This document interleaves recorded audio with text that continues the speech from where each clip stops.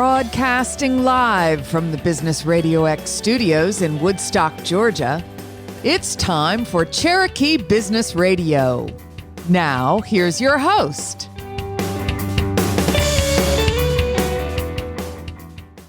Welcome to another exciting and informative edition of Cherokee Business Radio. Stone Payton here with you this morning. And today's episode is brought to you in part by our community partner program, the Business RadioX Main Street Warriors, defending capitalism, promoting small business, and supporting our local community. For more information, go to mainstreetwarriors.org. And a special note of thanks to our title sponsor for the Cherokee chapter of Main Street Warriors, Diesel David Inc. Please go check them out at dieseldavid.com. You guys are in for a real treat this morning. Please join me in welcoming to the broadcast with Flyin Wrench Motorsports, Amanda and Matt Harper. How are y'all doing? Hello. Doing great. This conversation has been in the works for some time now. I know. It'll be over a year. I got a ton of questions. I know we're not going to get to them all, but I think a great place to start would be if you could share with me and our listeners mission, purpose. What is it that you guys really are out there trying to do for our community? You know, we started this shop basically by accident, out of necessity. It was something that we did. A friend of mine, him and I were working at a local shop years and years ago. We tried to create a better work environment for the people that work for us, because our environment then was not so great. Maybe calm tempers down a little bit while working on cars late at night in the cold. We build a better work environment for the people that work for us, and in turn offer a better service for the people that come to our shop. And so have you always been a mechanic? That's been your career path? Pretty much, yeah. Since I graduated high school. Amanda, how did you get roped into all this? I married a mechanic. My background is operations, so I stand more on the operations side of the business for sure. Standard operating procedures is my thing. Numbers, KPIs. He loves hearing that. That's his favorite. Where'd you learn about all that? I've been in the corporate industry for a very long time, and the way corporate treats individuals isn't the greatest, honestly. So creating an atmosphere where it's people development is definitely what we wanted to do. Corporate gets a bad rap because corporate things work great, but corporate doesn't always work so great. People become a number. Yeah. So there's a very hard or very fine line between those. I hear my guys every once in a while, it's like, one of the things we love about this shop is it's not very corporate. We don't have, it's laid back, it's relaxed. I'm like, yeah, but we still have to do these things. If we don't, one person misses something, it hurts another person, it slows the process down. So finding a mix between those two is tough. And the bigger you get, the more people you get, the more corporate you have to be a little, in some sense. I think we just got to change the words. Like instead of saying KPIs, we could just say like key lines. Don't use that word anymore. I was on the way to work this morning and someone said that on the radio. I was like, you got a twitch, didn't you? You were like, oh. We'll go back home. Well, let's dive into the recruiting, the selection, the development. I know it's always been a challenge for me. I am horrible. I have a tendency to hire in my own image, believe in everything the first interview says, and I'm a good cheerleader, right? But I'm a horrible interviewer for a job. I was there for years. So you just started his own business. So what have you learned about recruiting, selecting, and cultivating that culture that you're describing? I think the number one thing that I look for, because we get a lot of candidates. We're currently hiring now. We get a lot of candidates that, and we'll get on Indeed. I'll get everything from someone who has never worked on a car but saw the word technician and they may work on HVAC, to people that have tons of experience. But if the person doesn't fit into our family, if their personality is not what would fit into our in our personality of our family, or those kinds of things matter. If you can hire somebody with tons of experience and tons of good work ethic and all that is great, but if they don't gel well with the other employees, if it's not a family style environment for us, they wind up on the outside of the group. They're the third wheel, if you will. And so that's the hardest part. I found tons of candidates that fit the bill on paper. But like some of the things we ask in an interview, it's like, tell us about your tools, tell us about your experience. All right. So what do you like to do for fun on the weekend? Yeah. Who are you? Yeah. Honestly. Who are you? What do you do for fun? Where do you like to go on vacation? Are you married? What does your wife like to do when y'all go on vacation? Where she like to go? You'd be surprised how different people are, even though we do the same things, how different people are. And candidates are really looking for that too. They're looking for somebody to have a home and not just be a number. They want to be invested in. Yeah. I mean, and so do we, like as people, everybody wants to be invested in, right? You're never too old to continue learning. And I think people get in their own way of that, especially if they've been in the business for so long. Any business, not just automotive, right? Any business at all. If you are blinded and think you know everything, you're never going to continue moving forward. I don't know everything. I am continuing to learn something. I don't know everything about KPIs and SOPs as much as I'd love to think I do. I know I don't. And I'm continuing education all the time. So I think that's just something to always remember. There's an ever-evolving education door that everybody needs to remember for sure. So would you advocate in some circumstances, and maybe you do this at your shop, having potential candidates visit with your existing staff?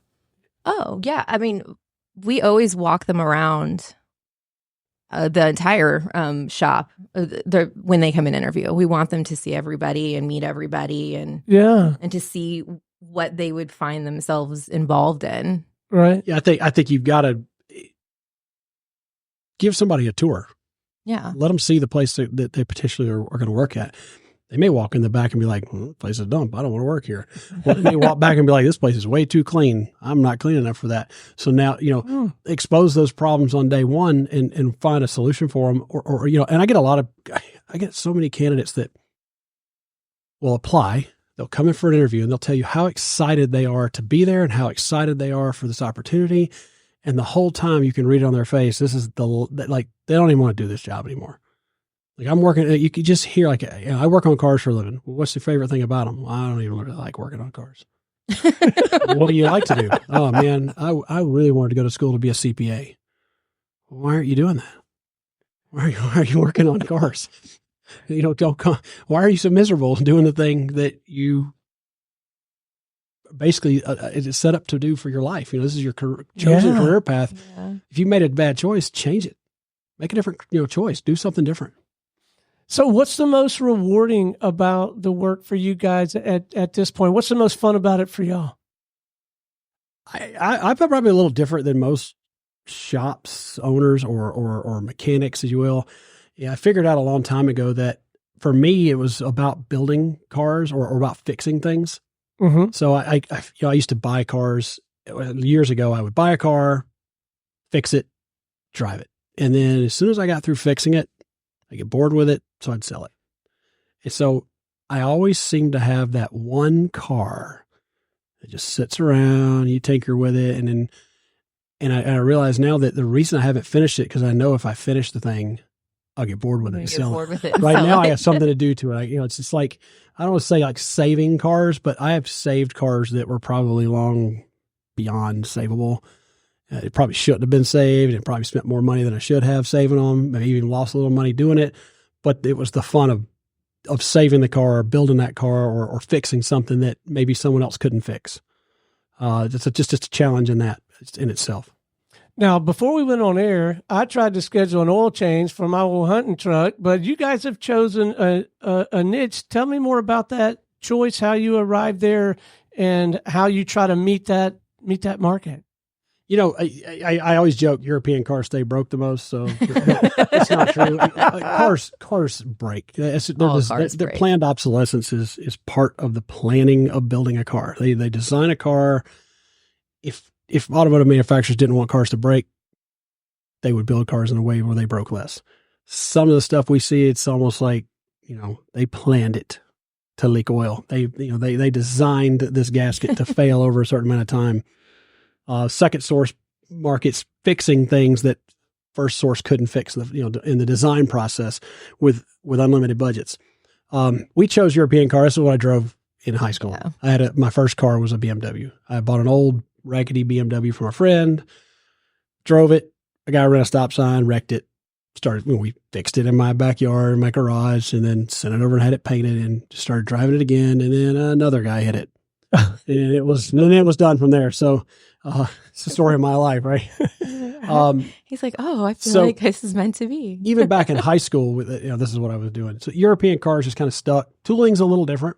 European cars have different types of, you use metric tools and you use special tools. And we just built up a good variety of specialty tools, timing tools, a good assortment of tools in our own toolboxes. So it's not to say that we can't work on a Ford, but you need some different tools for Fords, and they have their own inherent problems that we're just not geared for. Yeah. So there was a time when I probably could have done both, but now the shop is so geared towards European and like exotics and things like that, that like for your truck, for example, comes in, I'm not saying we're lost, but you're lost. It's like the wrench in the cog. We need to be in the way. We'd never get it done. Well, I can tell you everything I know about the auto mechanic business, you could stick in your eye and still see out. But I will say from the professional services world, coaches, consultants, my experience has been the nichier, often the better. Yeah. And you really get to be known as an expert in that field. Title sponsor for the community partner program, Diesel David. I mean, he's the diesel guy, right? Diesel and everybody, guy, yeah. and Took everybody my knows truck it. to him. Yeah. There you go. Yeah. We definitely. Yeah, absolutely. David's our guy. Yeah. All right. So how does the whole sales and marketing thing work for a shop like yours with a niche like that? Do you have to get out there and shake the trees? Is it more referral based? What's that?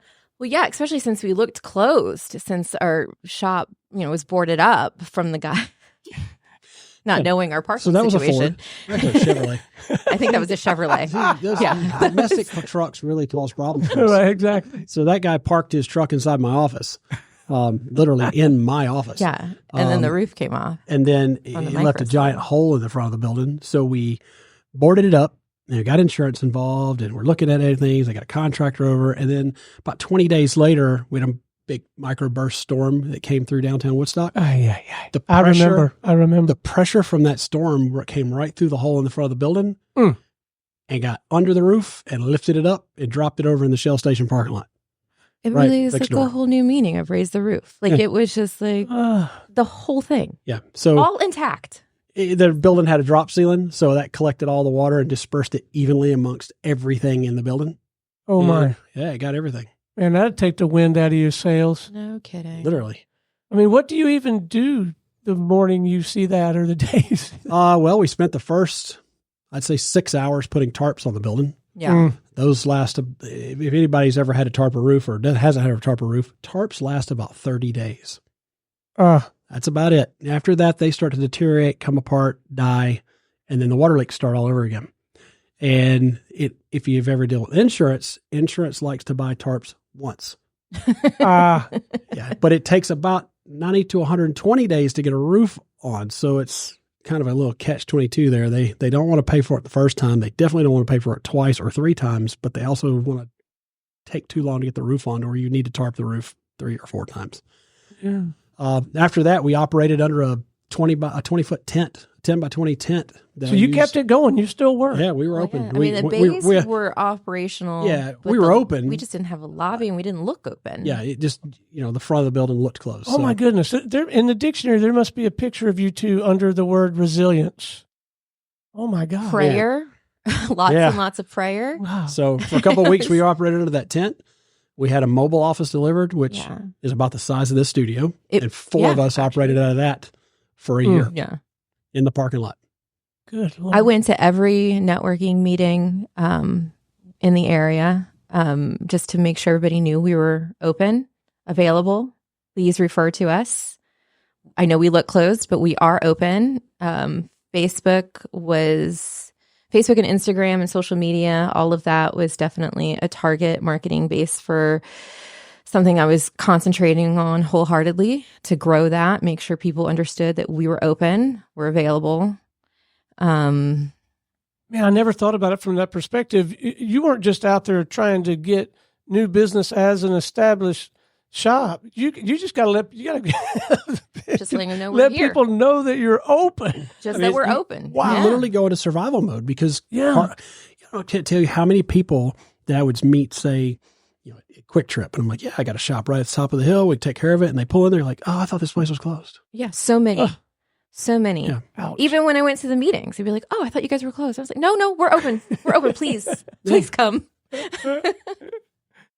Now, how has the community responded during that recent time of unpleasantness? We were in this building for 6 months.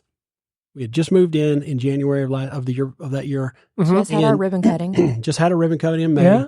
Truck hits the place in June. Roof comes off in July.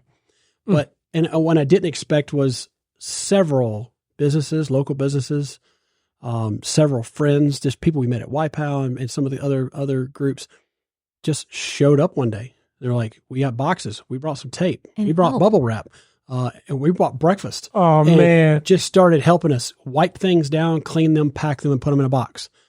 We bought a 40-foot shipping container and had it put in at the end of the building. And we just pack a box, tape it up, write what's in it, walk it down to the end, put it in the building. Wow. It was amazing. Amazing. Yeah, machines that were, decimated by water, they would clean them, wipe them down, get them as clean as we could possibly get them, and then roll them down there and we put them in the building. And some of that stuff's still in there. It's some of the stuff that we haven't figured out what to do with yet. It's a great time to declutter, especially when everything turns into clutter. We cleaned it out, decluttered it. What's left down there now is some stuff that needs some repairs or probably needs to go in the garbage at this point. But people from all over the community just showed up. Like we're just like, we're going to be over there this weekend cleaning, and then 4, 5, 6 people showed up. It really proved to us that we made such the right move of where we were in Cartersville to downtown Woodstock. Yeah. Because we were questioning life, honestly, after all of that. Someone does not want us to be here. I was like, what, God? Huh? But that makes me feel even greater. And of course, I haven't had the tragedy, but I have experienced the positive side of this community. They have just been so embracing the YPOW Young Professionals of Woodstock, the Woodstock Business Club, just the community in general, business owners here in this community. I mean, it's a very collaborative, supportive bunch. It really is. It really is. It is. And like every business, it's not even competition. It's collaboration. It really is. And that's something we preach. We've met friends from other shops that when we first moved in here, we didn't see them as like enemies, but you see them as like they're the competition. Right. And then here 2 weeks ago, we went and had dinner with them. Yeah. Nice. I mean, it's we just happened to meet them at a function we were at, and we talked for a few minutes, and then we went and had dinner together. Talking about Lori and Billy from Alpha and Omega. Oh man, you're not going to meet two finer people than Lori. Oh yeah, but you don't know people when you don't think of them as people. You think of them as other shops. Right. We're all just people running a business, trying to make a living, and human. Yeah, it's not like any shop's going to get all the cars. There's so many broken cars out there. So many cars. Yeah. Need help. And honest. And the thing is meeting them and getting to know honest automotive shops too, so that we can refer to each other is so great too. It is. Right. Because I don't want to say there's bad ones out there, but honestly, some shops out there have bad reputations. So it's good to know good ones so that we can all know each other and refer to each other.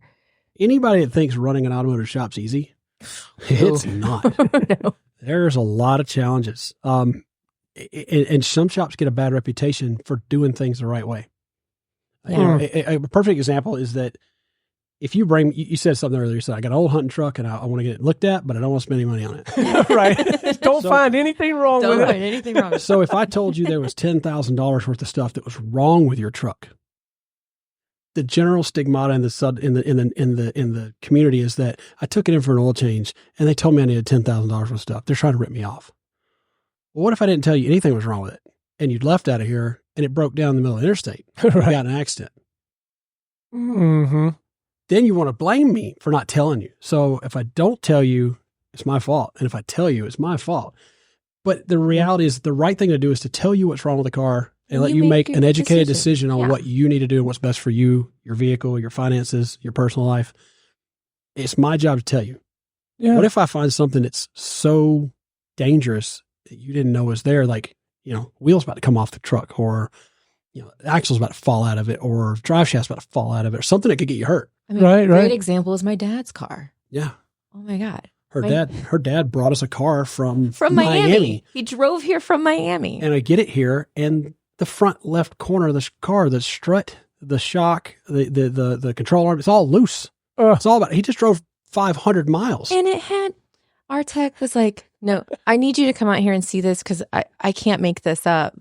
And it had this screwdriver stuck in it. Yeah. Someone had a bolt was missing. They stuck a screwdriver through it. Oh my. And zip tied it in place. Down in Miami. Dad, where did you go? Those shops get a bad reputation because of the workmanship. But so I get people sometimes like, this is what your car needs. These are the things you could do now that it really needs. And these are things you can postpone. But I'm giving you information. I'm not telling you how to. Well, and that's what I would want. And it really is an old beat up truck, and I don't drive that far, but I would want to know about anything that's really needs to do. And then you could say, okay, and let's build a plan, or what your budget. Come in next month, and we'll, the next time. What has to be done, what doesn't have to be done. It's up to you. How many times we've done a free inspection, and the customer took the car and went over to CarMax, traded it in. I don't make any money if I tell you that, but if I don't tell you that and you get hurt, I'm at the very least, I'm going to feel really bad because I missed something. Sure. Or did I not tell you? Because now, are you thinking that we're not going to tell you if your car is broken? We'd rather tell you and you go trade the car in, and maybe you go buy something other than your car, and so you are no longer a customer of ours anymore. Right. But you're still here, and you're still driving a car, and you're still going to work every day. And you're safe. And then, and two, I've had plenty of times where someone's brought me a car. I've given them an estimate. They're like, yeah, I'm not going to fix this thing. And they go trade it in a car lot. And then 3 months later, the new owner of that car drives it in and goes, yeah, I heard it needed a bunch of stuff, so I'm going to get it fixed. There you go. And it winds up back at the shop anyway.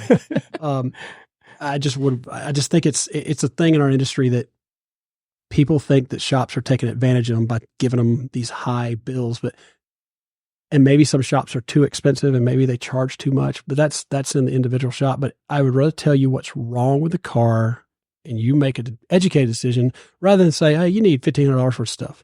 And then next month, you still need another $1,500 for stuff. And then next month, you need another $2,500 for stuff. And all of a sudden, you've spent $25,000 on the car. And that happens too. We'll fix things and then other things will break. But I'd rather just tell you everything we find on it, write the whole car, because I don't want you to find out. What if I fix $1,500 for stuff, you get on the street to another shop and they write it for $5,000 worth of stuff? You're going to think I missed it. Right. Now we're incompetent. So that's a tough choice. It's a tough battle. And some people don't see it. Well, I don't think for you it is a tough choice. I think you've already made the tough choice, or you've established a discipline. You're going to take the high road.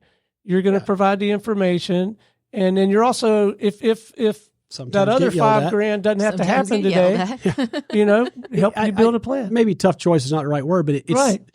If I don't do it, I have to live with that. Yeah. If I do that and you yell at my, you come in and I tell you that, and you yell at my staff and you leave and you're angry and you leave us a negative review, I have to live with that too.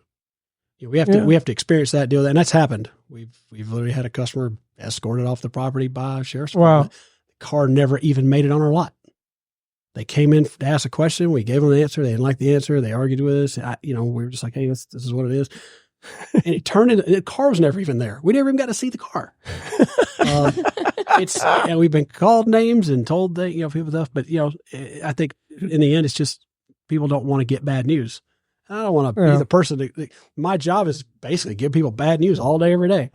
Yeah. Not great. But Amanda, you also have to have all these systems in place to execute on what Matt is trying to do. So you've got to have systems where you can get the parts at a decent price in a reasonable time and all that. Is that you and your part of the business, or? Well, that's something we've all been doing together as a team, actually, because as we've been growing, it's like we need to get these systems in place. Yeah. So, and it's funny because those systems, you put them in place when you got 3 people. Right. You hire 2 more people. It's now the systems have to change. Right. So then you need more all people. All of us need to know how to do it. So, okay. You know what I mean? Systems evolve. Everything is constantly evolving. There's a lot of moving pieces in an automotive shop, especially a bigger shop. If you got 1 or 2 people and you're 2 bays, 2 lifts, those were the easy times. There was a time where it was just me and my technician. Right. Like, he's Not anymore. been there with us for well over 10 years. Hey, this car needs this. Okay, here's what it needs. All right, Mike, fix it. It was just two people. I mean, you could just open the door and yell out there to him. Now it's not like that. Now there's communications that have to happen. He's 500 feet away. There's parts have to get brought in, inventoried, and they got to get to him.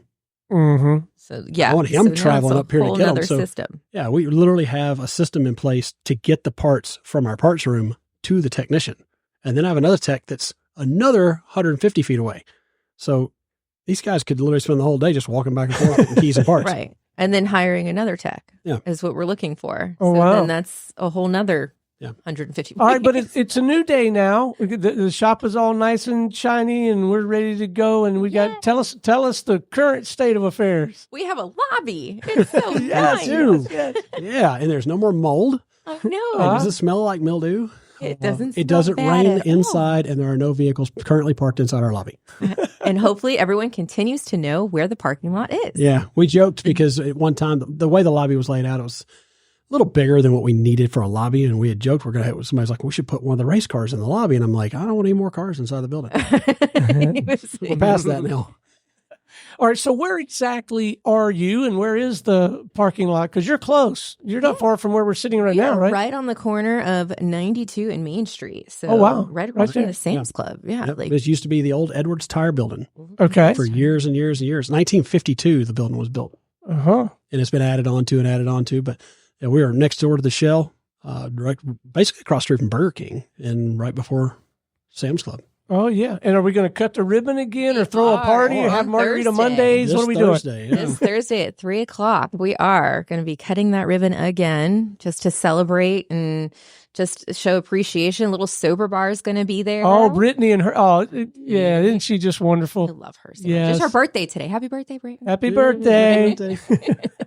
Yeah, all of our, I think, I was talking to Dave. I think Diesel Dave's going to come by. Sweet. You know, a lot of people, we joked like it's our re-grand opening, but it's really a good opportunity. We had so many people from the city. I'd go in to get a permit for something. It's like, yeah, how's the shop going down there? I saw everybody. working on this and working on that. I'm like, I've never been in a city where I felt like everyone was watching you. Yeah. And I don't mean like in a bad way. No, Like, not in a bad right. way. we'd get a sign put up and I'd go down. I was like, here's my sign permit. And I just want to drop this thing off. I was like, oh yeah, the sign looked amazing. I saw it the other day. And I'm like, I'm glad I'm turning the permit in. Ruh-roh. Yeah. The inspector would come by to look at the concrete. He's like, yeah, I came by the other day. You had so many cars out here. It looks really good. Everyone's watching this building and everyone's got an interest in what's going on and what's happening here. So to have all these people, everybody that can, just come by, hang out for a little bit. You ain't got to stay all day. There'll be some food and drinks there, and just to say Just thanks show to our everybody that appreciation, helped us. Yeah, well, I'll find my way there. It's too hot to hunt. So, no, I would come anyway, especially if Brittany's going to be there. She made me a non-alcoholic Manhattan or something at another event not too long Her ago. mocktails are amazing. Aren't they? They really are. And she's just such a great person. Now she got a little retail spot up in In Canton. Canton. I know. I went and saw. It's so beautiful. Yeah, she went by, what was that, Sunday? I Yeah. had to work. I was hunting that day. That's why I wasn't there. That's okay. I purchased enough for everybody. Oh, thank you for that. So I don't know when or how you two would find the time, but I'm going to ask anyway. Interests, pursuits, hobbies, passions outside the scope of your work. My listeners clearly know that I like to hunt, fish, and travel. Anything you guys have a tendency to nerd out about and kind of get away for a little bit? Racing. There used to be a time when I had all this extra time to do things. Still do stuff with cars. I do race cars. I do endurance racing, so that's a lot of fun. Oh, wow. We race old BMWs. Now, where do you go to do the race? So we just went to Mid-Ohio, which is a fantastic facility. Okay. We do tracks like Road Atlanta, Daytona, Barber, Motorsports Park. We race at Sebring here at the end of the year. Mm-hmm. A lot of great tracks, a lot road racing. Most of our races are either 7, 8, 14, or even there are some 24-hour races. Yeah, we can't get away from cars. I can see that. Yeah. So for fun, what I like to do is leave the shop, take a lot of tools with me, and Get back in a purposely car. break a car, and So then we can fix work on it. in a very short amount of time so that we can go break it some more. What a marvelous escape from the day-to-day grind of running a It shop. is such a stress relief. Yeah, we really love to go to Universal. Her dad lives in Miami, and we're here. So That's where I'm from. Orlando is kind of our halfway point where we can meet up and see him and hang out for a little bit. And we just went last week. We took a couple of days off and went down there for that. So, oh, neat. Is there a new rule that he has to have any automobile that he drives up to see you? He has to have it inspected before he leaves. Well, Right? He has a couple of Euro cars, so yeah. It really I always tell him, I was like, first off, you're not allowed to go to that shop ever again. Never. Yeah, he'll call me. He'll be like, this shop's going to give me a price. Here's what they told me it's going to cost. And I'll look at him like, yeah, it's not so bad. It looks pretty good. Just make sure you look and there's no screwdrivers left in there. Right. All right. Before we wrap, I'd love it if we could leave our listeners with a couple of pro tips. So many directions we could take this on resilience, on getting a business off the ground, on recruiting, selecting, developing, building that culture. But let's just leave them with a little something they can chew on, because a lot of our listeners are business owners or aspiring entrepreneurs. You know, I was listening to a radio podcast thing this morning with Mark Cuban. He said something about starting businesses. The hardest thing to do in starting a business is making the decision to start a business. Every day is a challenge. True. If you have a job, every day is a challenge. There's challenges in your job. There are challenges in your hobbies. There are challenges in anything you do. So the hardest decision to make, or the hardest thing to do, is make the decision to actually do it. I think that comes back around to getting out of your own way. Yeah, sometimes. I would love to say that I built a business, and I did, but there's so many people that have helped in so many ways along the way. Those people are drawn to you if you're doing things the right way and you're making good decisions and you're honest about how you do your work. Those kinds of, like the people that came and helped us, we didn't ask them to help us. They came and helped us because they saw what we were going through and they believed in what we were doing. Yeah. And that's, if you're honest about what you do, and those people will come into your life when you need them to. Authenticity. Yep. For sure. Just be you. Yep. It's a lot easier to remember if you can just be you. It is. It is. I mean, sometimes you forget. Business will do that. You'll get so caught up in the day to day and what you're doing, and we got to make some money, and we got to have money for payroll, and we got to get this car out, or we got to do this. But sometimes you just got to close the door, take 10 seconds, and remember, this is your chosen thing. You chose this, so how do you make it better for you, better for your people, and better for your customers? Amen. All right. What's the best way for people to learn more? It sounds like there's a little bit of a social media presence. Let's make sure they know where the shop is. But I just want people to be able to tap into your work, and I want people to meet you guys. So whatever is appropriate, contact info. Well, all of our social media is Flyin Wrench Motorsports. No G. Flyin. Flyin Wrench Motorsports. We're on Facebook. We're on TikTok. We're on Instagram. We're probably other places I can't remember. And then our website's flyinwrench.com. Yep. We also have a newsletter, so everybody can sign up for that as well. We're just excited to be in Woodstock, and we really appreciate everybody, and we just want to thank everybody. Well, we're excited to have you. Thank you for your insight, your perspective. Keep up the good work. Congratulations on the momentum. It's been a real delight having you guys on the show this morning. And if you come by to visit, just park outside. Yes, please. God, please. We don't have a lot of parking spaces left right now, but just anywhere you want outside the building. Fantastic. All right. Until next time, this is Stone Payton for our guest today, Amanda and Matt Harper with Flyin Wrench Motorsports, and everyone here at the Business RadioX family saying we'll see you again on Cherokee Business Radio.